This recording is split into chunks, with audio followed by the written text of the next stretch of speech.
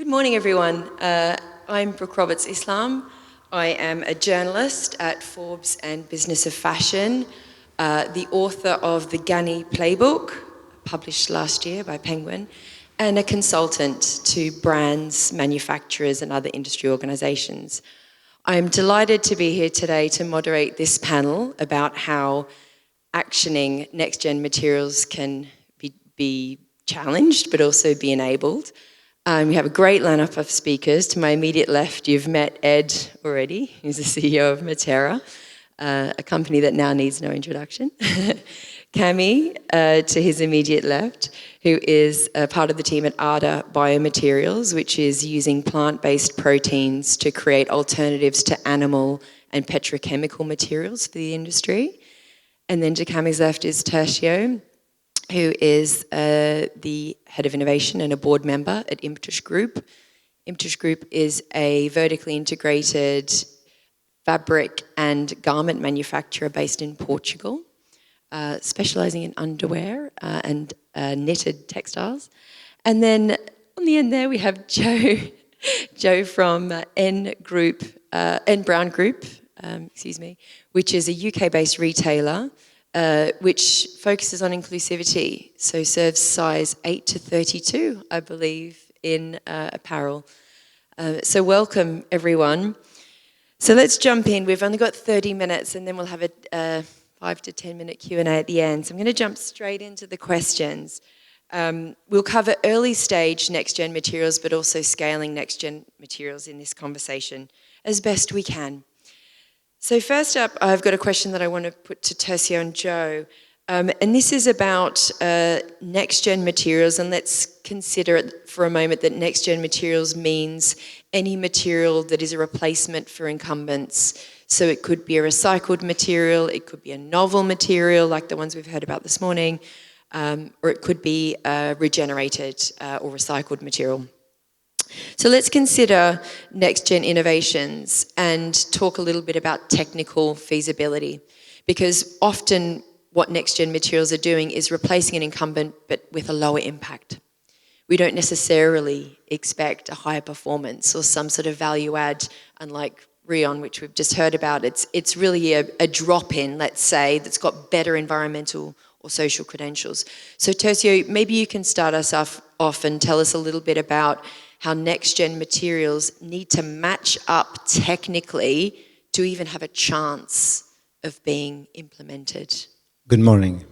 I think that first of all, we need to understand that next-gen are tier 4 players. So there is a textile supply chain that exists, and all the next-gen, being protein-based, bio-based, recycled fibers, are entering in a tier 4 supply chain part. So after, you have already the spinners and the weavers and the knitters. So the first threshold is that these fibers need to work with existing machinery. If there is a need of a new machinery, there is a barrier immediately because you need to invest, you need to change. So any material needs to have that in mind, that you need to focus that performance-wise working, operational, to transform in yarn, you should match with existing technical machinery. If not, it's already a hurdle, because at the end you need to comply with the quality. So even we are looking in a tier 4 base, you have the farmers, you have the wood. Today when you are seeing to recycle fibers, the farmers are the sorters, the collectors, and the recyclers. So when you are coming waste to a new bio-base, it's a new players in this tier 4. So I think this is one of the first big ideas that everyone needs to match in the next gen, is that they need to match these existing standards. And there is a gap that is quite difficult sometimes to absorb, that is the next gen to understand how the supply chain really works. Because after spinning, you are going to knit, weave, dye, and confection. And all these materials can change differently. And it's important that all this information is in one place and can be well passed to the supply chain in the implementation. And Tertio, before we jump over to Joe, Which categories of next-gen materials have the most hope of meeting these thresholds and scaling in the sort of near to medium term? Well, the scaling, it depends on the goals of the next-gen material. I think there are fibers that will have a place in a niche market, others that aim for the mass market. So I think it's a little bit, I think today I can say that from all the information we heard here and others, there are several next-gen materials that can match. But to match, they need to be scalable easily, they have to be financially capable to hold, because it's not very easy and the textile market is not at its best moment. So they need to be able to hold and be able to introduce themselves in the supply chain. I think today there is much more awareness of the difficulties. So I think the next gen are more capable and they know already that they need to match a price. Yeah. There is a cost that you cannot change. So next gen materials already know that they cannot go up more X amount of money from normal materials. If not, they'll not be scalable. I think that's the challenge, because you're not adding any value necessarily. You're just replacing a dirtier incumbent. And Joe, we discussed this before the panel, but considering N Brown Group and the products that you produce and the market that you serve, which is ranging up to size 32, you have specific requirements for your materials around durability, performance and comfort. How does that limit your ability to implement next-gen materials, and which kind of problems have you run into?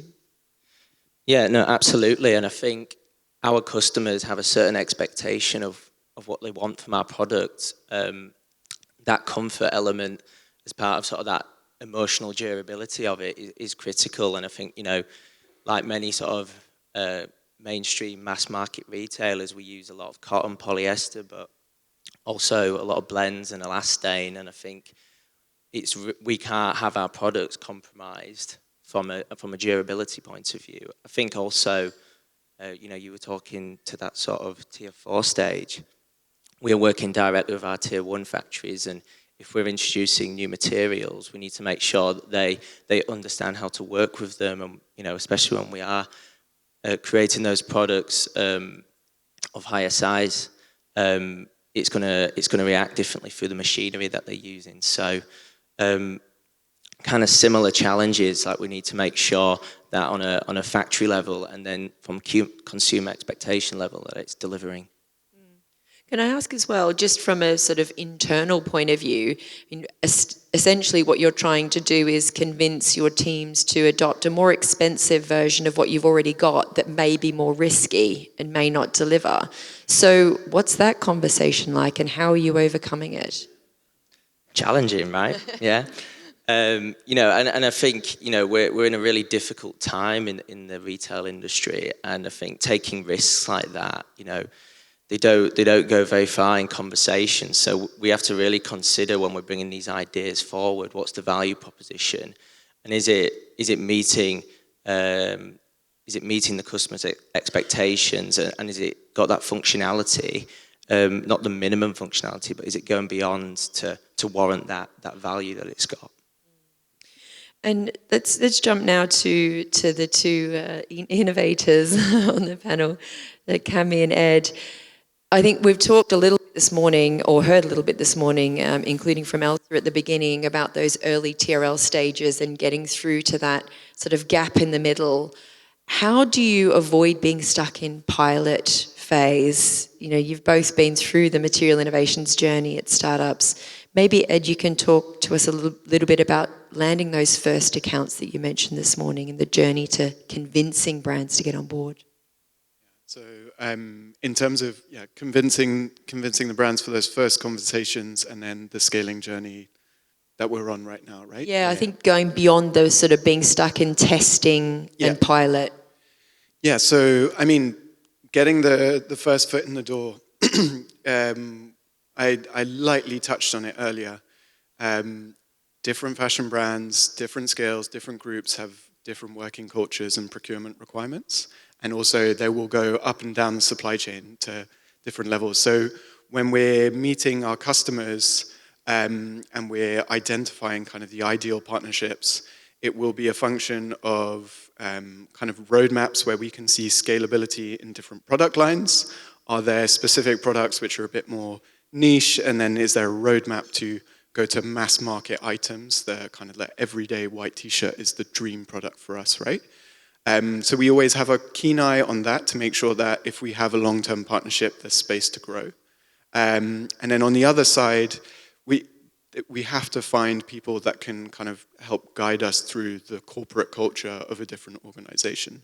I think this is really, really important, and if there will be sustainability professionals in the room, this is something that's been a key learning experience. You've probably seen there's a bunch of innovators who are material scientists, mechanical engineers, and sometimes we humbly approach the fact that we don't know the full language or operating approach internally. So early doors, you need to have a clear idea of where you can scale, and you should be able to pitch that vision to your partners, but also identifying people who will take you through. And then once you get your foot in the door and you get the pilots, it's being very upfront about what are the internal milestones that you can knock off together. Because I think, well, right now, cost sensitivity has never been higher. So I think the bar is much higher than it would have been before. But as long as you can show a clear roadmap to a form of parity that offsets, maybe you bring quality improvements or you obviously bring sustainability improvements, that there is clarity going forwards. Because I think the killer at the moment is uncertainty. Yeah. That's what we've found. It's like if we can hit goals and provide a certainty on our journey, then that seems to be quite a good strategy for the moment. And you need to be adding value of some sort. That's essentially what you're saying, 100%. Isn't it? And one of the benefits I learned about the way that you work in Matera's model is the sort of homogeneous staple length of the cotton and how you can overcome some issues with, you know, mixed staple lengths being blended to achieve an average length. So there are nuggets in there that can be sold. It's just how does that brand value them and what utility do they get out of that considering they're paying a premium. So yeah. it can't just be goodwill, can it? No, absolutely not. And maybe that's, again, these are going to be the nuances that come out in those conversations and the level of expertise. So we were speaking earlier about the fact that if a brand does have that fluency, understanding how textiles are made, then yes, like we offer single origin. That's great example where you can remove waste at the spinning level, which can then win over the suppliers that are interstitial, and obviously 100% the most critical players in converting your innovation into a product in stores. I think also giving a tangible, we talk about data and I think everyone's sick and tired of just having new things thrown at them. They just want it to turn into action. So making sure that we show that converting into a certification that is familiar to the organization, right. And making at least the administrative burdens reduce by that collaboration and making those key KPIs as well. I think what I've also understood from what you've just said is that it's very difficult to do all of this via a tier one sort of nominated supplier. This isn't something that can be solved easily through that route. Cami, how does ARDA avoid being stuck in pilot mode? Yeah, of course. Hi, good morning, everyone.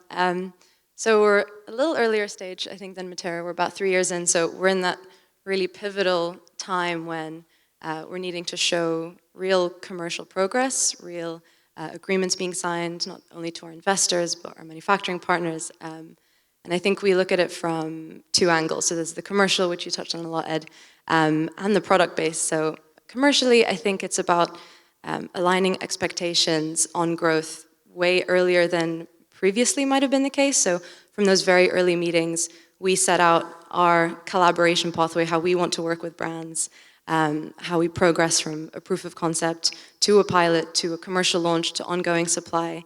Having those conversations really early on not only lets us weed out the partnerships where brands are completely aligned and have that strategic imperative to move out of that pilot stage and into scale, but helps us really focus our resources on just the few partnerships that can go long-term and go really deep. So yeah, prioritizing those deep partnerships over one-offs.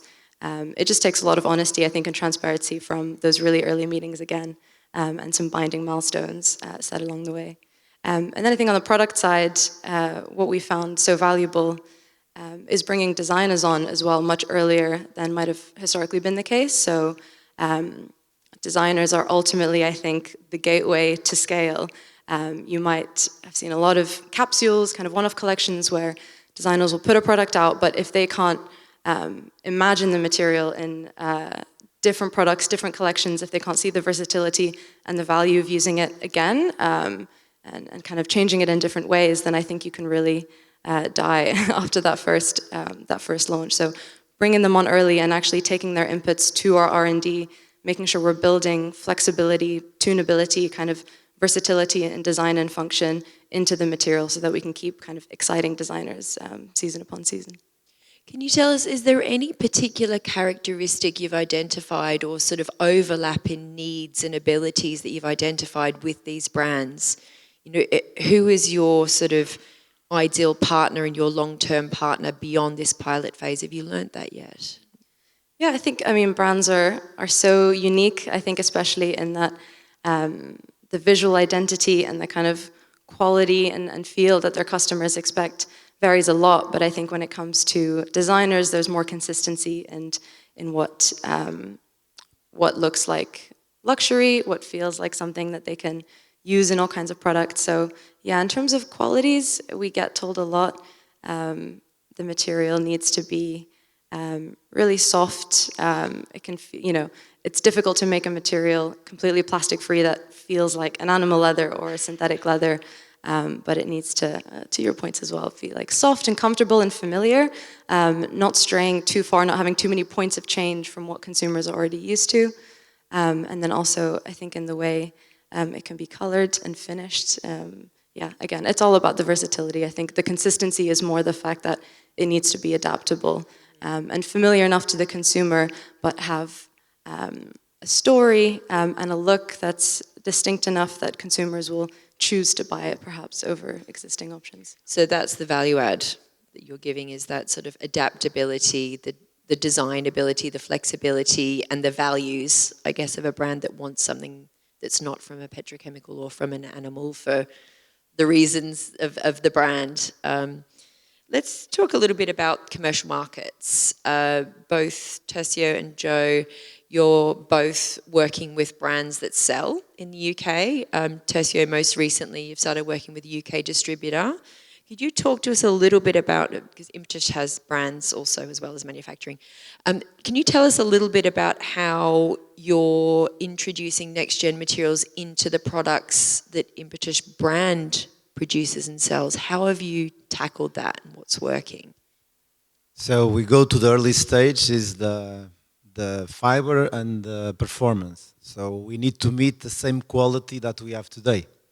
And that's quite tough in the next to skin area, because it's a difficult one. It's the use is too close to the body. So we go and we study different types of fibers. We analyze it, how they perform, like we spoke before, in the dyeing, if I'm going to have the same characteristics, because I need to match my existing customers' expectations. So we were saying today, some moments ago, in the survey analysis, that the consumers are more awareness of this new next gen's approach. Yes and no. So we cannot put a fiber.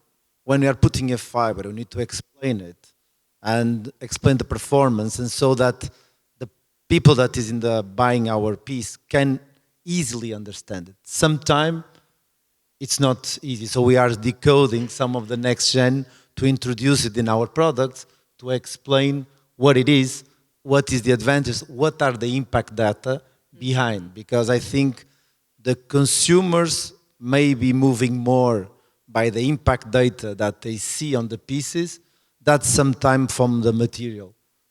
Right. And I think this is a matter of communication that needs to change. And I think that's what we are tackling. Sorry, can we check the mic? Yeah, that's what we are trying to tackle in the introductions of the next gen. In recycle fibers, we are also reintroducing already in some items 30% of our cutting waste, but we need to keep the same level of wearability. So it's really about can fulfill what we are having today. Yeah, so it's really working out what that threshold is of introducing the new fibre, but not disrupting the quality and the performance, and having a story to tell on top and balancing all that. And Joe, I know that already you've implemented all of the scaled solutions that we could consider to be next gen. So all of the recycled synthetics, all of the closed loop MMCFs, or the lyocells, or the lensing branded MMCFs. You've already done all of that. What else are you looking at? What else are you trying to introduce into the market? And I guess what have you got your eye on? Yeah, I think definitely to an extent we've introduced those fibres you've just listed, and I think, but it also feels like we're exhausting those routes, and it's understanding where to look next. And I think trying to speaking with innovators and the materials, we're coming across the kind of obvious challenges straight away, sort of integration into supply chain, accessibility, price points, etc. And we totally also understand why that is difficult and why we can't be also pushing price at certain points, because it's just not realistic. I think we've had to look outside of textiles, and we've had to look at something that is still a touch point for our customers, and that's been around like packaging, where we've introduced dissolvable poly bags, but I think whilst it's outside of textiles, it's been a really good learning point for us as a business to know how we can realistically do this.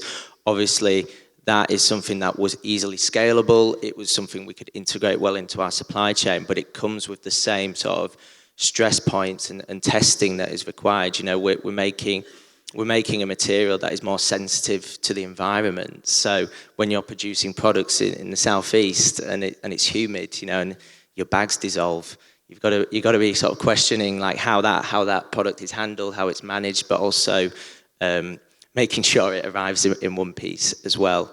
But I think one of the challenges we have is, especially with next gen materials, is if we are wanting to integrate these into our product ranges, it's making sure that people are educated on an understanding of what these materials are, how they perform, and what is capable with them. And I think Adam touched on it this morning in terms of knowledge gaps. I think there's definitely within the younger generation coming through that there doesn't seem to be that understanding of technical processes or fabric knowledge and understanding how a fabric is made and how it's spun and how it's woven or knitted, etc. So it's making sure that, yes, we want to introduce innovation, but you've got to making sure everyone's also understanding of what it offers and what it can bring to the table.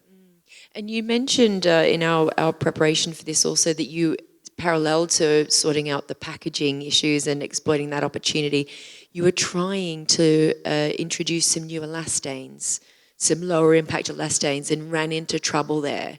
It's a very important fibre, obviously, for stretch garments, and you said that you have a very wide range of sizes at your brands.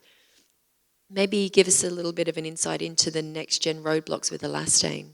Yeah, perhaps it's more of a case of just how, when you've built up a significantly large supply chain, how sometimes it can be very rigid. And I think, no pun intended there, but it's, but you can speak quite easily with elastane providers, with biodegradable qualities or recyclable qualities, and understand the potential that is there. I think it's then when you start to speak with your suppliers and understanding how to introduce those, there is a lot of pushback. And I think it goes back to that point again, if you don't have the knowledge of how to integrate these into your supply chains and have sort of the manpower, so to speak, we will continue to come in with those challenges. So I suppose the answer to that question is we need to be more flexible. We need to be a bit more robust in how we adapt moving forward when we're introducing materials, because it's the same. Yes, this is a focus on materials, but we're thinking about circular design as a whole. So it falls under the brackets of introducing different kinds of trims and different materials in those spaces as well. And this also takes us back to the durability and performance argument, doesn't it? Because if a next-gen material then compromises the lifespan of a garment, then you're in a different sort of position of trouble. Ed, talking about supply chains and integration, you guys at Matera had to establish an entirely separate supply chain for cotton in India for regen. So maybe talk to us a little bit about the commercialization of that, given how complex that is. Yeah, it's actually quite interesting because we were talking about material qualities, and then we're working on regenerative cotton, so you might think, actually, it's just plug and play fiber. But when we get to the point where brands are investing in these initiatives and they want to make claims specific to the material, at the raw processing stage, you want to make sure that the cotton coming from the regen Matera farms is the cotton that ends up in your t-shirt, jeans, what have you. And so actually that means that we're building parallel supply chains from the ground up, which when we're at small pilot stage creates a segregation effective premium. And so we're basically running a team. It's a team sport with 4 tiers, 4.5 tiers of collaborators that all have to agree to this segregation. And there are precedents in the cotton space with segregated supply chains, so it's not completely foreign, but it does mean that from day one, you are under an immense kind of stopwatch or pressure, time pressure to get to scale. Because the only way you can really then eliminate those segregation fees is to make sure that you essentially take over the production line of each manufacturing stage. And so for us, we've learned all about production at ginning stage, which is where you separate cotton from seed fiber and understand the business model there so that you're creating benefits for ginners, which is usually access to premium buyers. Then you get to the yarn spinning stage, you're understanding things like layup, what is the cost optimum structure for different types of collections. And it's a game of chess inside because you'll have different lines linked up to different yarn categories, and they have different optimum volumes. And these are the sorts of conversations which you have, if you have them up front and you get buy-in from everyone, it actually creates a shared identity and purpose, which sounds wishy-washy, but that's how things get done.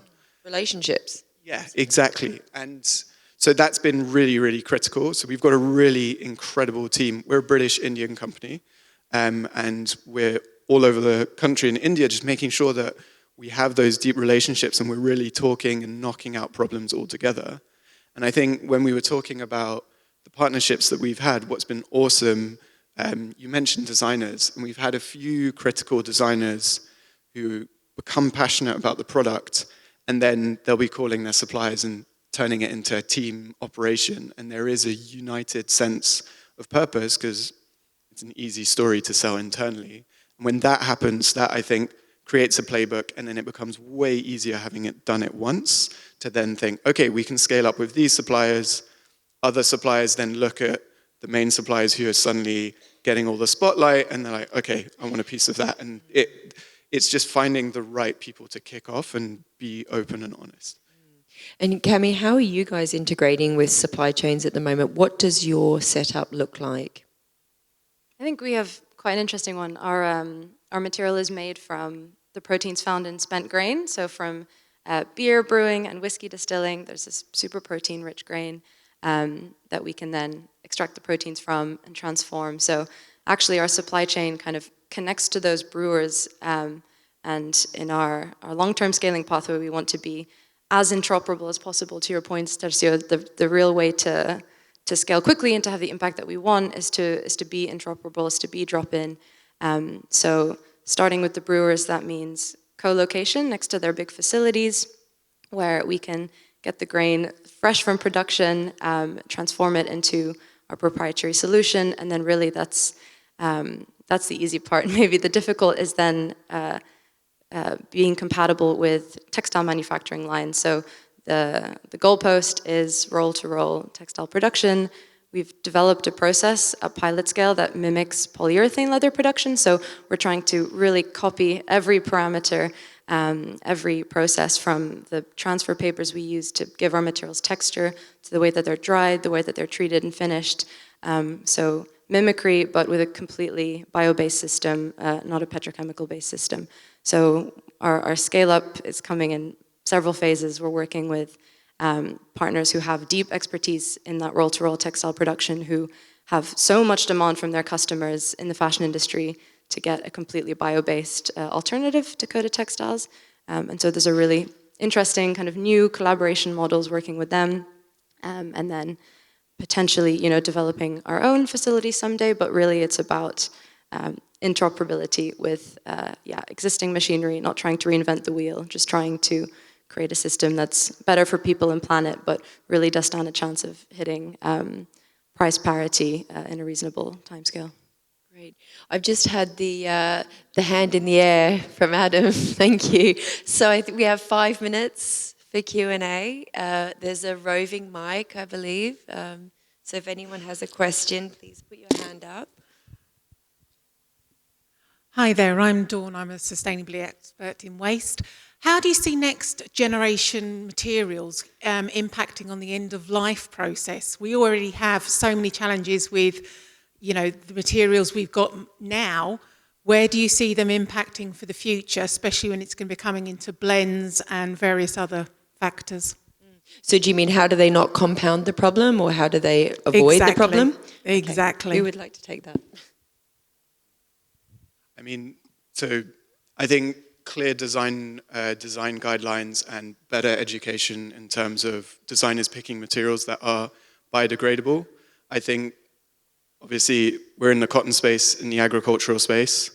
I would just say, if you treat cotton properly, you can throw it in soil and it will go back to the earth. If it's coated in dodgy stuff, then it won't, which is an issue. But I think these are the design choices that we can make with bio-based materials to return them back to the natural carbon cycle.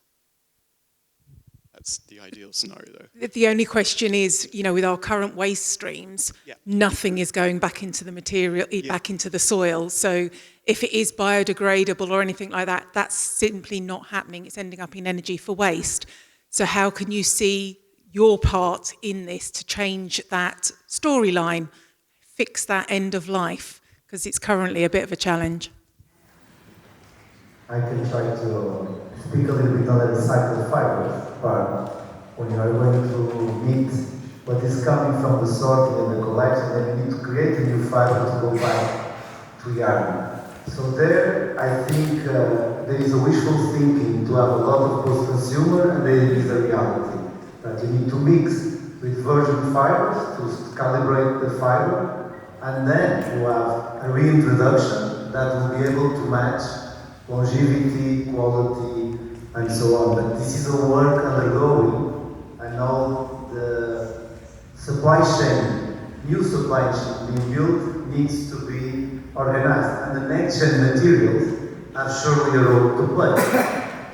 Like we saw, the protein-based fibers can be adapted with resistance that you don't match today. Materials giving a better quality average length. So when you are matching this with short staple, you are getting better fibers, but this obliged that the supply chain is connected.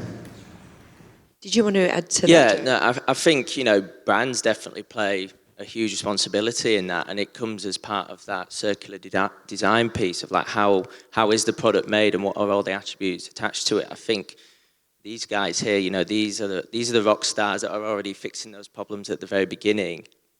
It's then up to us to bring all that together into the product, and then making sure those end-of-life routes that we can manage are sort of maintained as well as possible. But I think that will come part of EPR, etc., of how we improve those downstream avenues. Yeah. Do we have time for one more question? One more question, yes. There's a gentleman up the back. I think it might be Akhil, is it? Yes. It is. Good guess. Hi, Akhil. Hi, Brooke. Hi, everyone. My name is Akhil, CEO of Green Story. So my question is really around next-gen viability, because we've worked with life cycle assessments for next-gen materials for over 10 years now, and we've seen more of these systems fail than not. And from what a little that I know, a little bit it's about the mismatch between investment horizons, whether it's offtake agreements or venture capital funds versus the actual maturation of these technologies, which might take a decade or more sometimes. So I'd love to understand if there are better funding models that you've found which can tap into patient capital or funders out there. Oh, I'm so glad you asked this question. I'm just going to very quickly mention to you a nascent tool that's been purported online called the Double Dividend Protocol. Make a note, people. This is a very interesting tool that's been put forth by an LCA technician and chemist called Shivam Gusain, and it puts forth a model for investing in infrastructure for decarbonisation that allows an ROI that reduces OPEX, that then allows investment in next-gen materials, thereby decarbonising the supply chain whilst investing in the more long-term, uncertain gains from next-gen materials. So I'm just going to put that out there and mention that to all of you, but then I'm going to open it to the panel too, if they would like to answer that question. Maybe you can, Cam. Yeah, I think as an early stage VC-backed company, it's a problem, not necessarily a problem, but something we run into all the time, where investors are really eager to see quick progress, but again, they might not be as close to the fact that these development cycles are measured in decades, often more than just years. So firstly, we look for funding in other places. There's a lot of amazing grants in the UK and the EU, non-dilutive grants who kind of take risks or bets on riskier technologies. That has been really fruitful for us.